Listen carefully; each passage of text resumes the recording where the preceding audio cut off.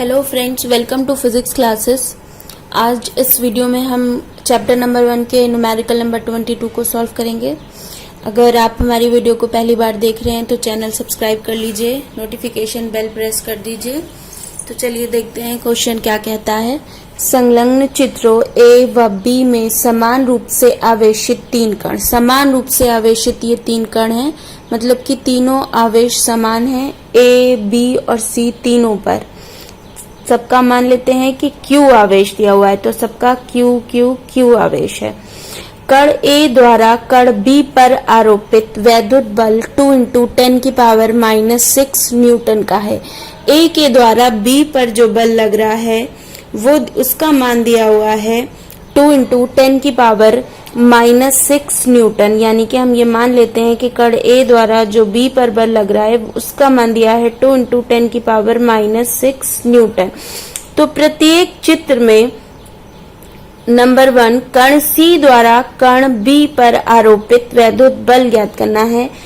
A द्वारा B पर आरोपित बल दिया हुआ है और हमें C द्वारा B पर आरोपित बल की गणना करनी है, यानी कि हम ये मान लें कि हमें FCB कैलकुलेट करना है। दोनों अलग अलग कंडीशंस में ये दो डायग्राम दिए गए हैं। देखिए, बिंदु A और B जो है वो एक दूसरे से 0.015 मीटर की दूरी पर है और B C से 0.010 मीटर की दूरी पर है।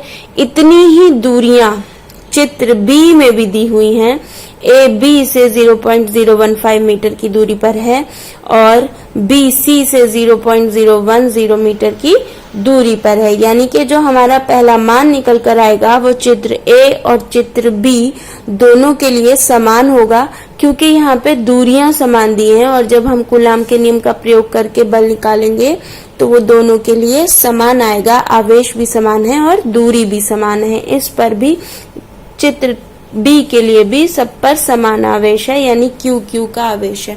तो चलिए आइए इस क्वेश्चन को सॉल्व कर लेते हैं। सबसे पहले हम FAB के लिए लिख लेते हैं कूलाम का नियम। FAB इज इक्वल टू 1/4πε0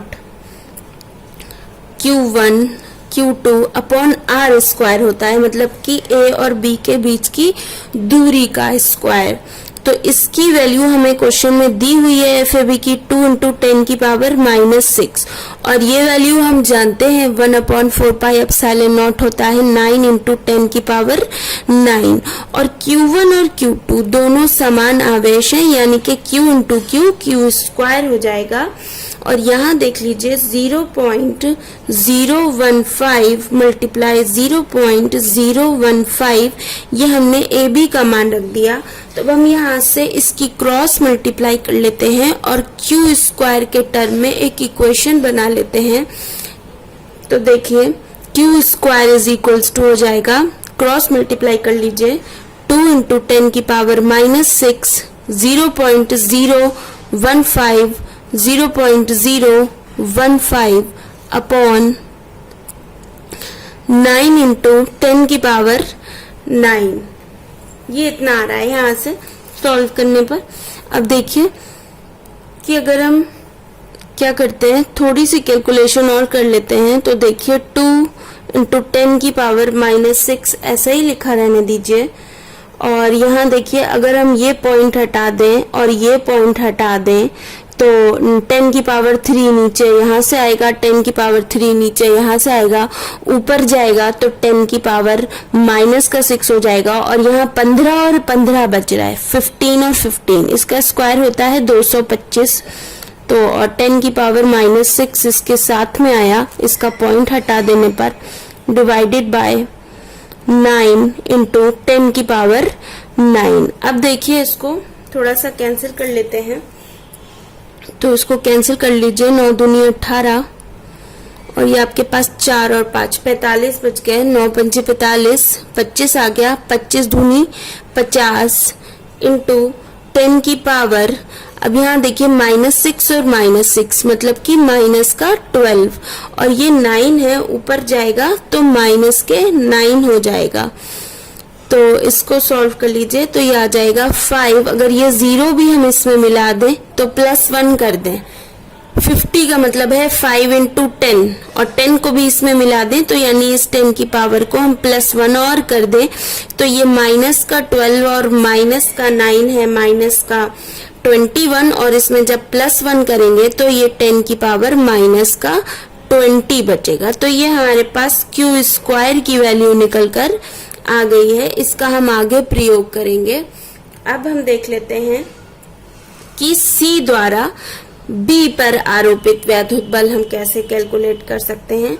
तो उसके लिए हम फिर से कूलॉम के नियम का प्रयोग करेंगे और C द्वारा B पर आरोपित बल के लिए सूत्र लिखेंगे FCB 1/4 pi epsilon not Q1 Q2 upon, अब हमें C और B के बीच की दूरी का स्क्वायर करना होगा तो हमने ये C और B के बीच की दूरी का स्क्वायर कर दिया। इसमें हम सारे मान रख देंगे।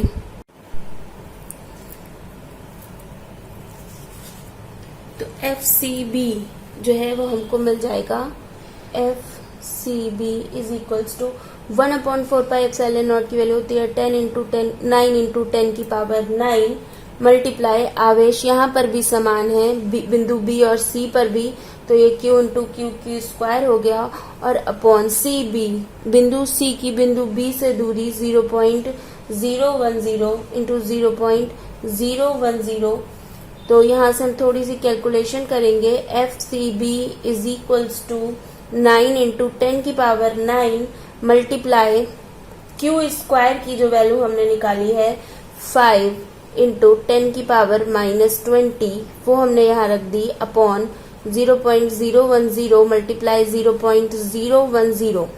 अब ये यहाँ से अगर हम पॉइंट हटा लें तो देखिए यहाँ पे +6 हो जाएगा तो ये हमने पॉइंट कैंसिल कर लिया और +6 कर दिया इसको। अब हम थोड़ी सी और कैलकुलेशन कर लेते हैं।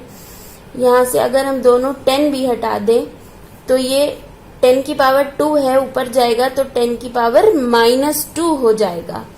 अब देखिए 9 5 जा 45 इंटू 10 की पावर 20 और 2 22 माइनस का 22 है और प्लस का 6 है तो माइनस के 22 में से प्लस का 6 कैंसिल कर लीजिए तो आपको 22 में से 6 कैंसिल कर लीजिए तो देखिए आप कैलकुलेशन कर लीजिए 22 में से 6 कैंसिल कर दीजिए और यहाँ पे प्लस का 9 भी है सारी पावर सॉल्व कर लीजिए तो ये आ जाएगा माइनस का 7 45 इंटू 10 की पावर -7। अगर हम इस पॉइंट को एक स्थान तक इधर लेकर आए तो हमें यहाँ पर +1 करना पड़ेगा तो ये हो जाएगा 4.5 इंटू 10 की पावर -6 न्यूटन।